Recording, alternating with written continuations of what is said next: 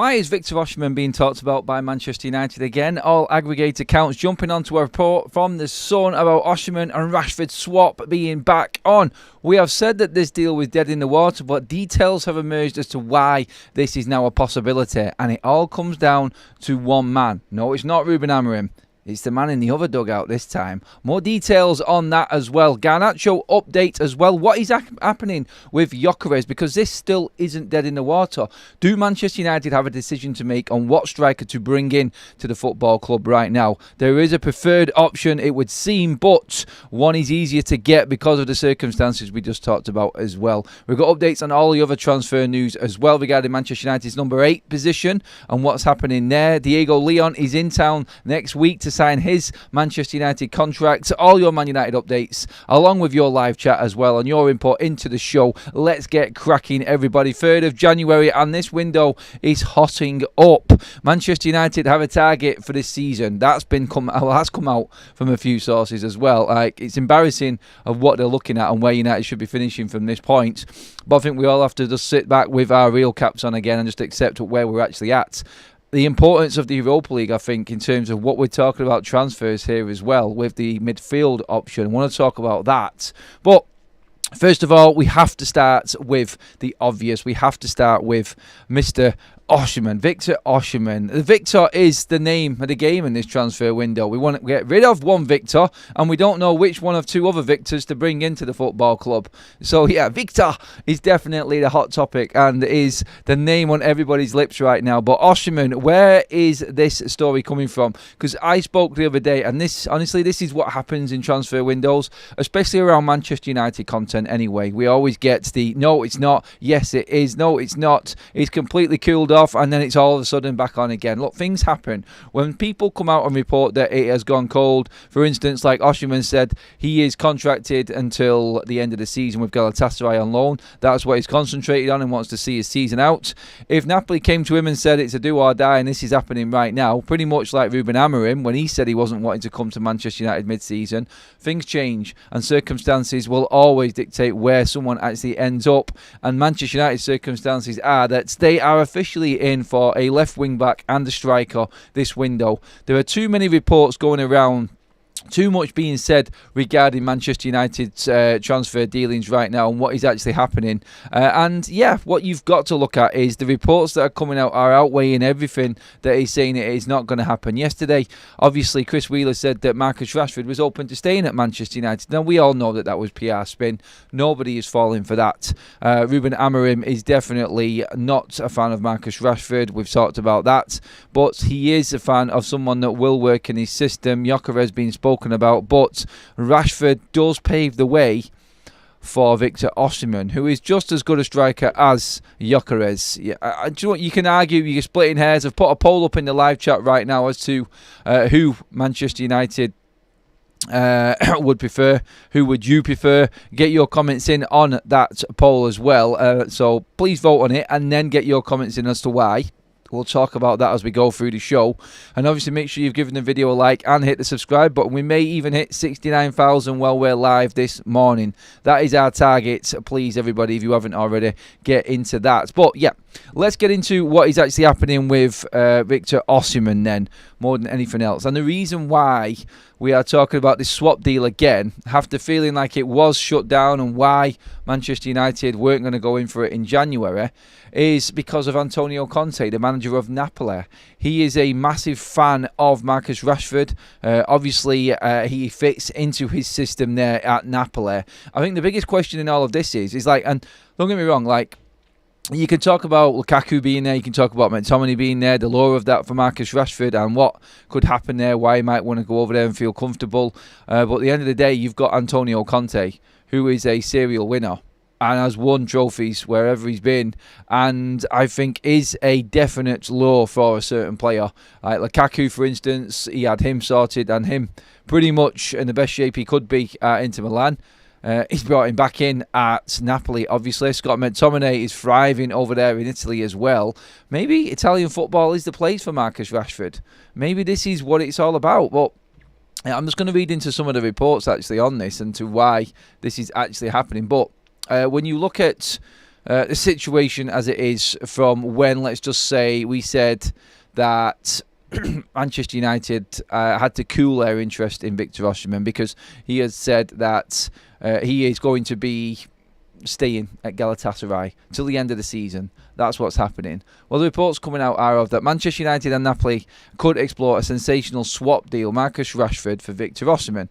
Antonio Conte is a big fan of Rashford, which could open the door with a move for Osimhen. Talks ongoing, more to follow. That's pretty much the general consensus on what everyone is saying. This story has originally now come out from The Sun, and Chris Wyatt has broke this one. It's a move that I feel Manchester United are. I think this, from what's happened, is they feel they have to make this move just to actually move themselves up the table. They are not going to score goals. They are not going to. They are not going to move up the table with what we have got. The options within the club are not realistic right now. It's quite clear that Ruben Amorim isn't willing to yet, and we could well see the academy players coming by the end of the season, but he's not willing to bring them in right now. He wants more time. It's going to be really interesting when he sits down for his press conference ahead of the Liverpool game later this afternoon as well, as to the questions that are asked of Ruben Amorim and what's happening. I'm sure Rashford will be brought up. I don't think he'll be happy to talk about it, but let's not forget the importance of the press conference today is that obviously Ruben Amorim has had near enough a full week to train with his squad. He's had this first full break pretty much with everybody available to him apart from the 3 injured players, Lindelof, Shaw and Mount. So let's see what happens let's see how buoyant he is in his press conference later on today and how he answers these questions, because the window is open. It's the first press conference he would have had since the window was opened, alongside all of the other managers in the Premier League right now. So the obvious questions are going to come his way. You're obviously going to get questions about Rashford. You're going to get questions about the injured players. Just on the injury front quickly, no sign of any of them players coming back. Lindelof, not as bad as Shaw and Mason Mount, and could still be sold this January, which is a big push for United right now. But Shaw and Mount, they're nowhere near. So there's not even any sort of injury update. There's nothing to concern anybody, or any new injuries, or anyone coming back any earlier than what was first expected. So I think that can be put to bed even before the press conference starts. But Osimhen right now, and there's lots of people talking about how he will improve Manchester United. It's just natural finishing. That's all it is. We haven't got a natural finisher in our side, and with everything going on with Rashford, Garnacho, Xerxes, Rasmus Højlund, Mount being injured, Bruno Fernandes, the criticism he's getting right now, Ahmad's the only player, but I'm pretty certain he wants to continue with Ahmad at right wing back, which is why we're talking about a striker and a left wing back coming into Manchester United. They're the two main targets for United right now. But an out-and-out goal scorer, just to take the pressure off, to actually have a player there that's going to take that chance. Now, the reason you go for Osimhen right now is because he is obviously only on loan, and Napoli don't want to deal with Juventus, who are seen as favourites in the summer. If indeed Osimhen isn't taken away in the January transfer window, they don't want to deal with Juventus being a direct rival in Serie A, obviously. But with the price set and the availability of Osimhen with 1 year left to go, these are the players that Manchester United will be looking at. And I think this is why Victor Osimhen is ahead of Victor Gyökeres at the moment with Manchester United, and why they're pursuing Victor Osimhen, because they need a forward, even with Rashford if he stayed. But the bonus of moving Rashford on and getting him away from Manchester United, and the player that they want actually in at the same time, is too good to be true, and it's too much of a good deal to turn down for Manchester United. So I think the scales will tip into Victor Osimhen's favour over Gyökeres. Look, I'm not saying Gyökeres is dead. He may look to try and move more players on in the summer and bring another forward in. You just don't know how he's going to work with this. And I feel like there is another possibility of another forward coming in the summer. All off what happens with the Europa League, getting in the Champions League, the money that comes in from that, and obviously still players that can be sold on in the summer. Manchester United are completely open, by the way, to moving Garnacho on. More reports come out last night on that as well, about United looking to sell Garnacho because it's easier to sell him. And obviously, if Ruben Amorim isn't impressed with him, and he isn't putting the work rate in that was necessary, we know about all of that, United would easily sell Garnacho tomorrow if the offer came in. That's everything. Everyone I've spoken to, every single report, they're not actively looking to push him out of the door. But if a bid came in for Garnacho today, Garnacho would be sold by Manchester United. That is definitely where Manchester United are at. 100% profit, gone. Swap deal for Rashford and Victor Osimhen. That would pave the way, in their eyes, to possibly managing the rest of the season with what they've got up front and bringing in that left wing back with the funds from Garnacho. That's why he's been talked about, and that's why we're talking about Casemiro as well. The other players that are looking to be moved on are just not worth it. They haven't got the value to bring in what Manchester United need, but United are selling everything possible to make this deal happen. I want to get into your questions on the Osimhen one first of all and see where you're at with this. Is this a deal that you would be happy with? Is this a deal that you think would definitely send United or give United that extra edge going into the rest of this season? Is this a deal that we need to make happen? It's your chance. Get your comments in right now. Quickly, let's just go to the poll and see where everyone's at. In terms of picking a striker right now, the poll with near 500 votes say Victor Gyökeres is your preferred striker option. I can understand that and why, with the experience of working with Amorim before. And no history of fallout with other clubs. I get it. I totally get it. But let's see. Doesn't Osimhen have an attitude problem? No, just reports. He's clearly working for Galatasaray. He clearly worked for Napoli until the club threw him under the bus. There are all reports that are going on. Osimhen doesn't have an attitude problem. They are just what people have made of the certain fallout and situation that he had with Napoli 2 seasons ago, which pretty much destroyed his time at Napoli and destroyed his career. And then obviously Conte came in the midst of that and it didn't work out. Conte and Osimhen at loggerheads. Who hasn't been at loggerheads at times with Antonio Conte? I said it before, he's the best manager in the world for you, or he's the worst manager in the world for you.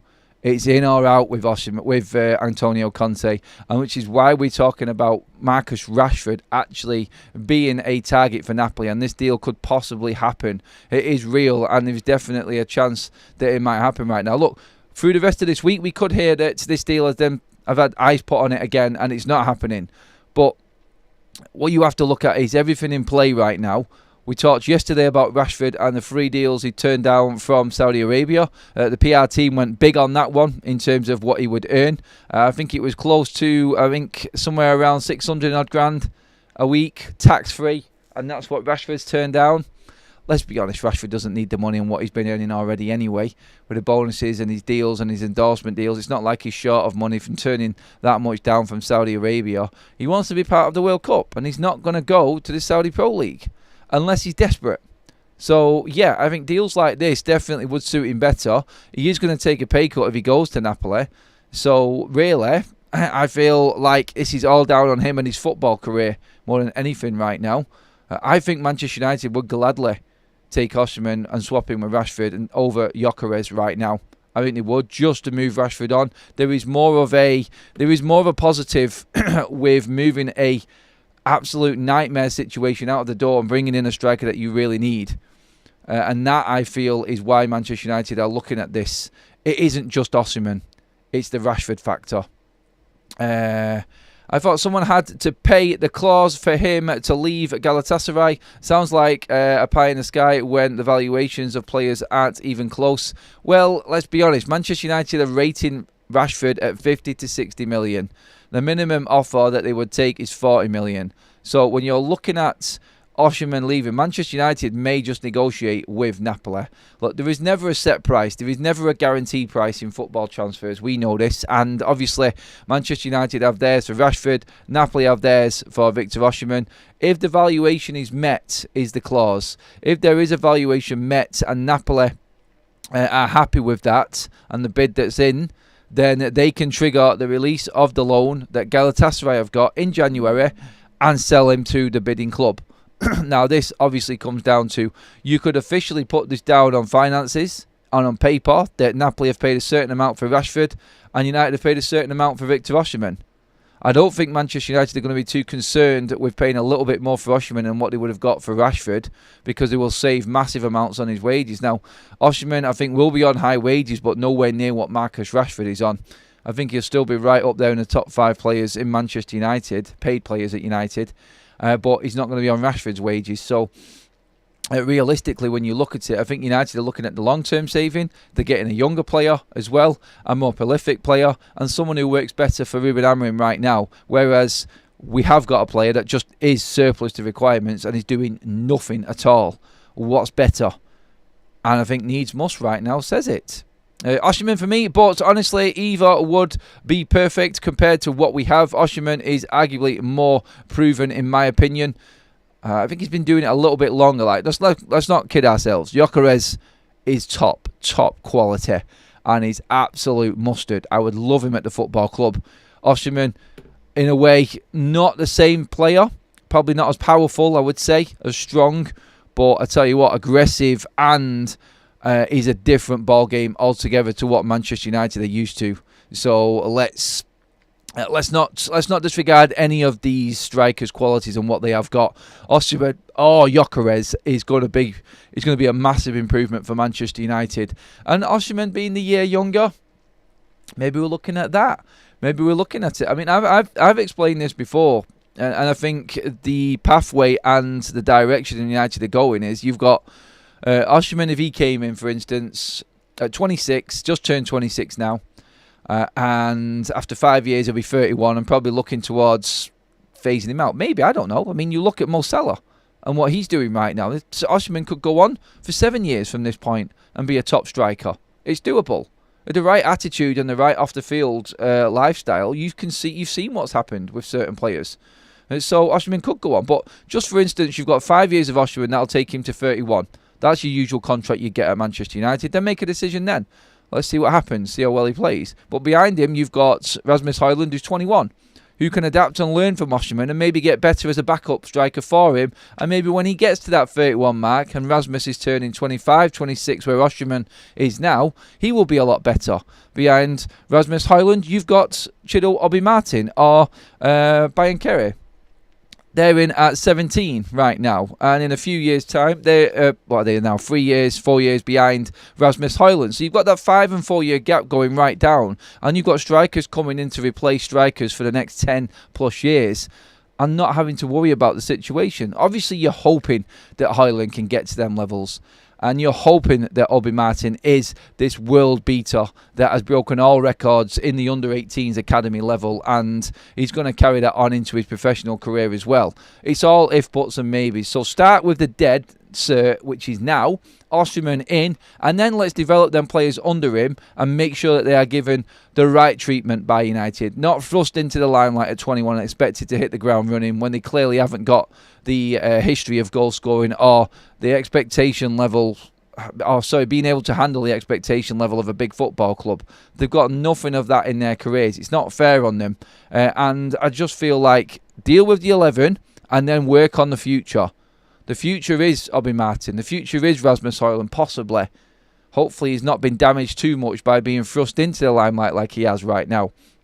Osimhen makes every single bit of sense for Manchester United right now. We can get him, we can get rid of Rashford, he can help us this season, and he's a striker for the next 6 years. It's not a quick fix January transfer. This is what you've got to look at. United would buy Osimhen in the summer.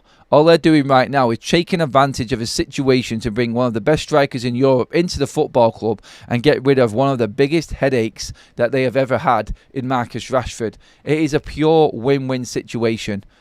But all I'm saying is don't count out Gyökeres as well. You just, I don't, like, if this doesn't happen, I would say Gyökeres would come in to Manchester United. But another thing on this is, like, United, even if Osimhen and Rashford swap, for instance, didn't work out, they are still actively trying to move Marcus Rashford on. And would definitely still go for Gyökeres in January. How? I do not know. Maybe it is with a certain payment structure. Maybe you can afford to put the first payment down on both a fullback, left wing back and the striker if you sold Casemiro. How Manchester United balance these books, I do know. But if you're saving Casemiro's wages from now until the end of the season, you maybe get 20 million in for him or something like that from a Saudi Pro League club. You may get 2.5 for Eriksen. You may be able to get a couple of million for Bayende and Lindelof, I don't know, I'm guessing here. But is that enough to make the first instalment and put the first payment down on a striker? Probably yes, with what you're saving, with wages combined and a 20 million fee for him. Maybe a loan fee for Marcus Rashford in there as well. And I don't know if United are able to balance the yearly books with what they're definitely going to get for Jadon Sancho at the end of the season as well, which is that 25 million. I'm just trying to figure out how Manchester United can make this happen and how they can make something work. But obviously, that's down to the people in them positions at the football club. But the stories are that United are definitely after a striker and a left wing back this January, so don't count either of them out. And on that Garnacho news as well, they will sell him. If the right offer comes in, he's gone. So this, don't count out the likes of Dalot, the likes of Garnacho, the likes of Casemiro, Rashford, Lindelof, Eriksen, Bayindir, 7 players there that United could easily get fees enough to make the first instalment payment on a striker or a left wing back combined. That's how football finances work. That's how you're not going to have to go out and spend 50 million straight out in January. It doesn't work that way. The instalments for the player, you would probably get more money off Manchester United. Like we negotiated in with Xerxes. We paid more than his clause because we wanted to bring it into instalments so we could afford it in our books more. It comes with a longer term plan, doesn't it, in transfers and how Manchester United are balancing their books. They would obviously anticipate being in the Champions League, which again is vital to Manchester United, and why I think everything needs to be prioritised on that now for the rest of this season. Look, try and do what you can in the Premier League, stay afloat. Apparently, Omar Baradovic said he wants Manchester United to get a top 10 finish and possibly win the Europa League. I think right now, everybody would snatch their hands off if you offered them that for Manchester United from this point in the season. But let's see. 225 likes in the bag, everybody. Let's get that up. We've got near 1,600 in the room. Please, we should be up closer to 500 likes for that one. Please get them likes in. We are, 15 subscribers away from 69,000? Can we make that mark? Well, we are actually live. Get subscribing, then you can get into the chat, and that's where I'm going right now. Selling Garnacho for 60 million, that would be a very good deal, says Gehun. An excellent deal. We have a spineless team right now, but we are lazy striker. But yeah, a lazy striker will solve that. Who's a lazy striker?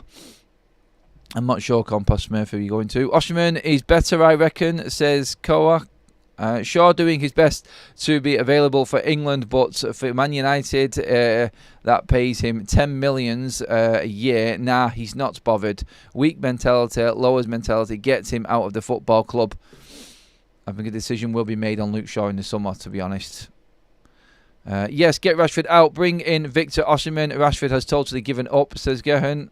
Almac says, I like Gutierrez, 18 months, Guimarães, 18 months ago, and I still like him. He isn't glamorous, but he will score 20 goals a season and will be cheaper than the other options. Rash thinks he can play for a big team. Dream on, lazy, so-and-so. Never ever going to happen. I believe it when I see it with transfers in January. I know. I get that. I do. I get that, Malps. It is a case of, like, we need to see something actually happening. The talking is good. The talking is optimistic. The talking gives us hope. But realistically, we want to see something happen. We want to see pen to paper. We want to see that picture in Carrington when the player's signing his contracts. I know. But when you look at it, and you look at everything that's actually happening right now, I said it last night, you cannot ignore the facts. The facts are United will buy a striker if it comes available and the deal can be done. Obviously, if buts, maybes on that, but you are actually looking to move Rashford on, move other players on, and actually back Ruben Amorim in a way that no other Manchester United player, manager or coach has been backed in January in our history. And I think that is sensible right now. He has been thrown into an absolute shitstorm and told to go and do his thing. He has told Ineos, like, I am doing it this way. The only way I come in is if I bring my staff in and I work my way. That's it. So Ineos have to back him no matter what happens to Manchester United. If it is down in the depths in a relegation fight, back him. If we can move forward and there is a chance to bring a player in that will work for him, you have to back him. Even if it's taking some of the budget away from the summer, Manchester United have to find a way to make this happen, and they have to find a way to make sure that Ruben Amorim has the tools he needs. My concern, we add a class striker but still cannot create chances, which is why, Michael, we are prioritising the left wing back as well. I think we're going to go with possibly having Ahmad in that right wing back role more permanently, and then another forward coming in. I think will help. The only problem I've got is, and the only concern I've got is, I know Mason Mount could come back from injury, but I can't rely on him. He's a big part of what Ruben Amorim was going to do, and I think he would have been the player that would have been playing there. And then you look at Xerxes and Garnacho, they're your other options that you've got. It really isn't good enough. Maybe we could push Kobbie Mainoo into the 10. I honestly feel like he would be better in the 10 right now for Manchester United. But we will see. We will see. The work rate that Amorim demands is different to a normal 10 role. And I don't know if Kobbie Mainoo would have that in him. It's all uncertainty. But this is what we're hoping to find now. With Ruben Amorim having plenty more training time and a bit more time with the players, then we could actually get there. We could actually make it happen possibly, or get more out of these players. I'm sort of hopeful there in that one. I'm not saying that is definitely going to happen, but we can only hope that these players actually figure out a way of playing, and Ruben Amorim can get more out of them while he's got a bit more time with them. Rashford rather have a night out than play for United, I'm afraid. I'd be surprised if anyone wants him, and if anyone does, they will regret it. See, this is the thing right now. While his stock is still half there, and this is again a reason why United would probably push in January to move him on and get Osimhen in. Look, people at United probably want Gyökeres more than Osimhen. But the problem you've got is Rashford. And this is why this is being pushed so hard on the Osimhen coming in instead of Gyökeres, because Rashford can be rid of in the same move, which is key. We know that Osimhen is worth more than Marcus Rashford. He's younger, he scores more goals, he's more of a guarantee, he's in great form right now. And obviously he's not causing any problem where he's playing. He is a brilliant striker. And his value is more than Rashford. So if United can get that striker in and somehow make a deal moving Rashford the other way and not have to spend any money, this is why United are pushing on Osimhen and making Rashford not making him the scapegoat, making him the obvious swap like they're being forced to. They want him gone, and this makes it a lot easier, especially if Osimhen wants to come to Manchester United. I think that's an opportunity for a player that cannot be turned down on his side of things. And you could say, why would he want to come to a relegation fight in the Premier League? Maybe he would want to come to Manchester United and help us move up that table and be part of the project in turning Manchester United back around. Knowing that he is going to be that top striker that United were going to bring in the summer, maybe that is enough for him to come in January. Look, that's down to them to negotiate and make sure it happens. But past that, look, it's up to United. Get them likes in, people. We're almost at 300. We want 500. Come on, let's have that. Let's have that while we're actually live. 7 subscribers away from 69k. The next 1,000 mark. We're going to hit it while we are live. I'm convinced of it. Make it happen, everybody. Get subscribing. Get into the live chat. We have a super chat in from You Got Raws, who says, I value Gyökeres more, but the fact that this would get rid of Rashford and gets us an elite striker immediately makes it take precedence to me. It does. It really does. Nobody is disrespecting Gyökeres. Nobody is saying that Osimhen is better than Gyökeres. They are on par, I feel. They are the best of the best right now in terms of strikers out there. And it's only happening, I feel. I think Amorim would like to bring Gyökeres in because he's worked with him before and he knows what he wants. But right now, what's more important? A man that's causing problems at your football club gone and a brilliant striker coming in his place, or waiting around to try and see if we can still move Rashford on and him still being here in a time when you might have been sacked because Ineos might get cold feet and start thinking that we do need to actually show a bit of face here, and someone's head needs to roll for it, and that will obviously be the manager's. So I think he's being forced into a corner a little bit with this move as well. Let's get some more comments in from everyone. Ineos need to sign Cavaradona and Osimhen to bring the band back together. All right, you mean Kvaratskhelia. Gyökeres is going to have many options to choose from. He won't follow Amorim. You don't know, Harper. Like, United would have the facilities, would have the option to get Gyökeres. He has got other options, yes, and it's no guarantee. But United have done this before. They have got players in. It needs to happen. 69,000, everyone. Thank you so much. Mega, we've done it again. 69,000 subscribers. Oh, and it just drops behind. Someone's been a killjoy. If you want to counteract all of the miserable swines that have just dropped off the subscription, there you go. Someone brought it back up to 69 again. Hit the subscribe button, everybody. Fight the haters, because they only do it on purpose. Let's see. Leaving the manager says Amir Haaland will never be good enough for United. He might be good as backup, though. That's what we're trying to say. You don't know what might happen with Rasmus Haaland. He may turn into this brilliant striker because he's got a really good one in front of him right now. He isn't a leading man. He needs to be back up to another striker, someone better. Hi Adam, can we start to get excited now? We are finally going to get rid of a problem child. Osimhen is the one that seems most likely to happen. I'll be very up for that deal. I don't think we can get excited yet. I mean, it's getting exciting talking about it, but it's also really still in the realms of we've been here before. We've talked deals up. We've got excited about certain things and then they've not happened. That, I feel, is where Manchester United are actually at right now. I do still feel like they will. I'm moving towards more that Marcus Rashford will be moved on. That's the biggest thing. The biggest win in all of this will be getting rid of Marcus Rashford. That has to be the be-all and end-all out of any deal. Get him gone. If we don't make it happen with Victor Osimhen, if we don't get this swap deal done, it doesn't matter. We move on to another one in the summer. The most important thing is Rashford out. And out by any means. Whether it's loan with obligation or option, he has to be out of the door. That's best for Ruben Amorim. And he is the only man that any Manchester United fan should be getting behind at the moment. There is no other fight. The biggest fight is getting Marcus Rashford out the door and getting behind Ruben Amorim. That is it. That's it.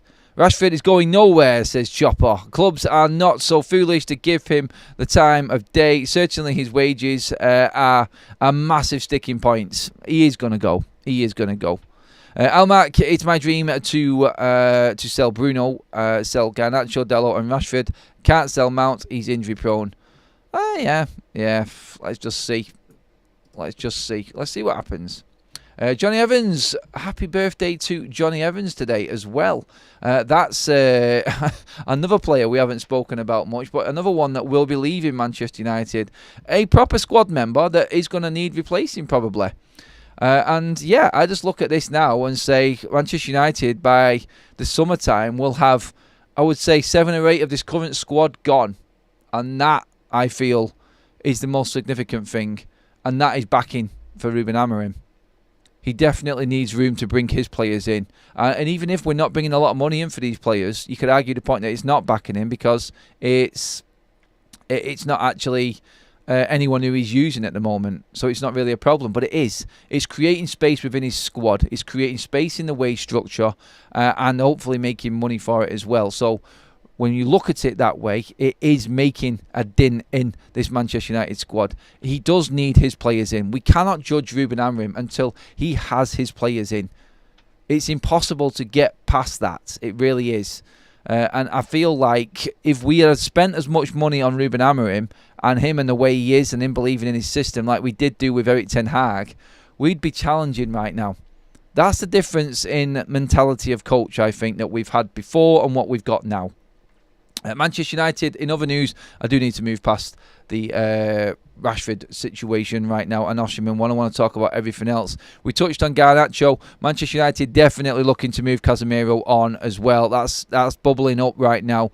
He could be a key in all of this transfer moving and shaking right now. But Casemiro to Saudi is looking like it could happen as long as obviously one of the Saudi clubs, like we said, do sell one of their overseas quartet of players.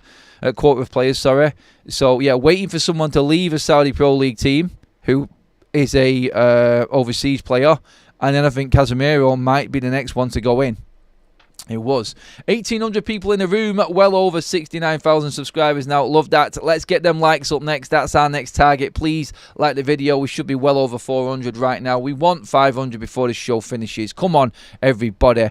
Manchester United have shut down finally. Well, this is a good story, this one, because I talked about it on the transfer update show yesterday, and it was on Frenkie de Jong. Yes, him. And I think this has come about simply because have you seen the news this morning regarding Dani Olmo? I mean, Dani Olmo's agent has come out in an interview. Fabrizio Romano has been talking about this. So, as we all know, Dani Olmo right now cannot play for Barcelona. He isn't registered and is officially a free agent. But his agent has come out and said, first option is Barcelona in terms of other clubs. Second option is Barcelona. In fact, only option is Barcelona, and they are confident that Barcelona will rectify the situation to register Dani Olmo. Now, this is where I think the Frenkie de Jong story has come from. Frenkie de Jong's representatives approached Manchester United, but the club made it clear, no longer interested. Thank you, Manchester United. Manchester United's focus is now on Ederson from Atalanta as their midfield priority. United want Ederson in the summer. Simple as. They would have brought him in January. Not enough money. Atalanta are challenging for the title in Serie A. Still in the Champions League. There's no way that they're going to sell him. It's not happening. Ederson can move in the summer though, and will move. Plenty of clubs fighting for him, including City, obviously, including other big clubs as well. United are one of them. Ederson, top target. Frenkie de Jong will never happen at Manchester United. So when the story comes up, you can just forget about it from now on. United, we're thought to be looking at it maybe send Rashford the other way, and that Frenkie de Jong can come in a swap deal like we're talking about with Osimhen and Napoli. That's not going to happen because it's still not enough for Barcelona to register Dani Olmo. And they are looking to move anyone on or do anything they possibly can to get Olmo signed up again right now. So United have stood firm. Their midfield target has and has always been Ederson, and that is in the summer. We won't be getting him in January. We have to look at the forward and the left wing-back situation when it comes to United's January dealings.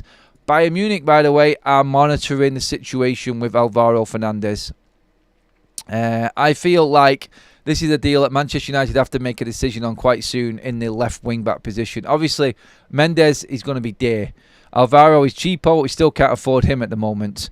Obviously, now we've got Alphonso Davies, who's going to be staying at Bayern Munich, which is interesting as to why they're all of a sudden monitoring Alvaro Fernandez. Do they want cover and bringing someone else in to their club? So United need to make a decision, because where we had a lot of options left wing-back, obviously that's changing right now. We've brought Diego Leon in.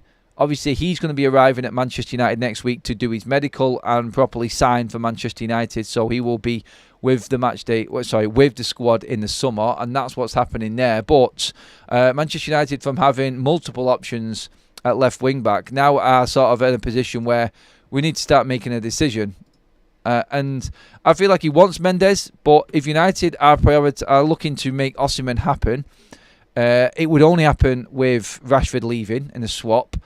And then Casemiro and the other players like Lindelof and Eriksen and Bayindir possibly being sold in January would then facilitate a move for the left wing back as well. That's the moving and shaking. They're the players that are ones to watch.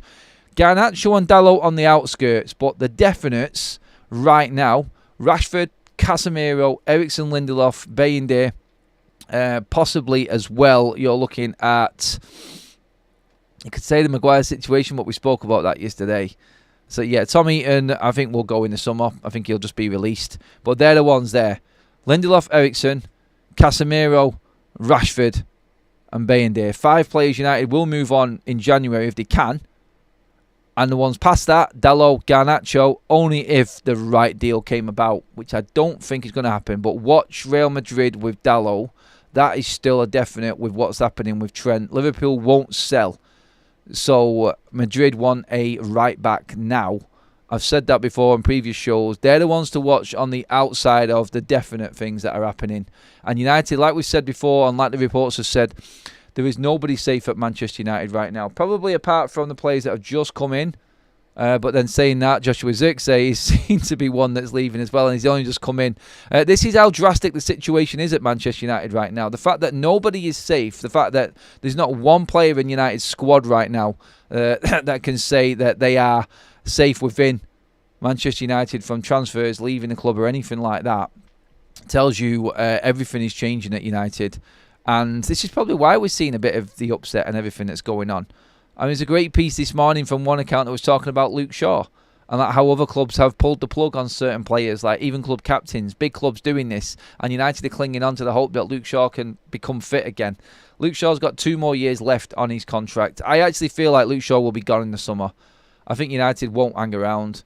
I mean, for a man to be on 150 grand a week with 50 grand in bonuses, on performance bonuses, you could easily say that them performance bonuses are not going to ever reach their potential because he never plays. But still, the fact that he is on a potential 200 grand a week wage and he does nothing, it really riles you. I think United have to act on that in the summer more than anything. A decision needs to be made, and I think it will be made on injury-prone players. I know there's the issue with moving them on, but I think maybe even cancelling Luke Shaw's contract, just doing something, just sending him out, even a free transfer, just get rid of him and get his wages gone. That's what you have to look at. You have to start making a space, like I said. And backing Ruben Amorim isn't necessarily selling players to make money to buy. It's backing him by getting players gone that he knows need them replacing later down the line. Rashford he can't use. Shaw he can't use. You need to help him out by moving him out of the way so he could possibly look at potential academy players to come through. He could start planning a transfer in the windows when they're open, and I think it's going to be really busy. But for the rest of today, obviously we're going to be looking at what happens, and I will keep you updated with everything. We have got the reaction from the man himself, Ruben Amorim, later on in his press conference ahead of the Liverpool game, so let's see there. There are rumours that Kobbie Mainoo may be pushed into a more attacking role, like we said, maybe into the number 10 in the game against Liverpool. Maybe he wants to have the energy of Bruno and the Ugarte in midfield again and push Kobbie further forward.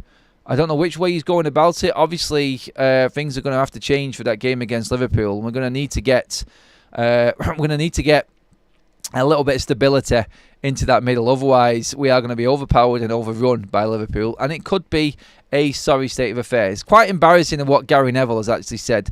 Maybe United should pretend that they just aren't available to turn up for the game. I mean, seriously, like, I take your punditry seriously and everything, Gary, but let's not make stupid jokes about it. Everyone thought United were going to be battered under Ten Hag last season against Liverpool. We managed to stink out a 0-0 draw, I know, but still, you've got to look at it and say, look, United could turn up against Liverpool. It's not likely, and we are expecting to be beaten, but we could do without people like Gary Neville saying that we need to probably just not turn up, or other pundits saying we're going to lose 8-0. Leave that to the fans, yeah? The real fans. You just do your punditry job and be professional about it, yeah? Come on. Anyway, please give the video a like. We should be getting close to 500 if you do like the video. Thank you, everybody. Well over 1,500 in the room as well. Let's get a few more comments in before we quickly finish up. Ruben isn't going to play 0-4-6 like Erik Ten Hag. He was one up front. We had Højlund there as well. But he did do a 5-4-1 against Newcastle, which is more likely to actually happen against Liverpool, I feel. Because Liverpool are dangerous on the wings, and we know this. And then obviously they've got the main man in Mo Salah up front. They've got a really strong midfield. So I reckon it will be a deep-lying defensive outfit. I think this game will probably suit the fact that we have got defensive players at wing-back, where it hasn't before. But it is going to be a full-on containing job, isn't it? Full-on containment, and let's just pray, I would say, that these players actually have a bit of attitude and turn up in this game. I think that's what Manchester United fans would want right now, a bit of effort. Just to recap on everything, the swap deal for Osimhen and Rashford could be on, down and due to the Napoli manager Antonio Conte liking Marcus Rashford, being a fan of Marcus Rashford, and would want him in at his football club and in his team. Challenging for the title, Rashford, I think Conte feels he can use. And if they can use Osimhen, just like United feel like they can use Rashford to get the player across either way, this deal could happen. It really could. And it is being pushed more than the Gyökeres to United simply because Rashford can be gone in the same deal, and that's the big win in all of this. And that, I feel, is just about everything pretty much covered. Let's finish the poll up. The gap has shortened on that vote between Osimhen and Gyökeres. Pick a striker. Who would you rather have? At one point, it was 56% to Gyökeres. That's now come down to 47-53 in favour of Gyökeres. So, tight. Let's just say that is as close to 50-50 as you can get. It's near 1,500 votes on that poll as well, everyone. Thank you so much for voting on that. Thank you for all your contributions within the show. The chat was amazing again this morning. And we will be back later, whether there is news to come out transfer-wise. We've got the press conference, and obviously we'll be back this evening as well with the live show. It may be earlier, around 6 o'clock, the live show tonight as well. So just pencil that one in, everybody. But for now, that is it. Thank you so much. Like the video on the way out, and make sure you have subscribed. Thank you for helping us get past 69,000 subscribers while live. You are all absolute legends. I love you all, and I'll have you all updated later on if anything does happen as well. Forever United TV.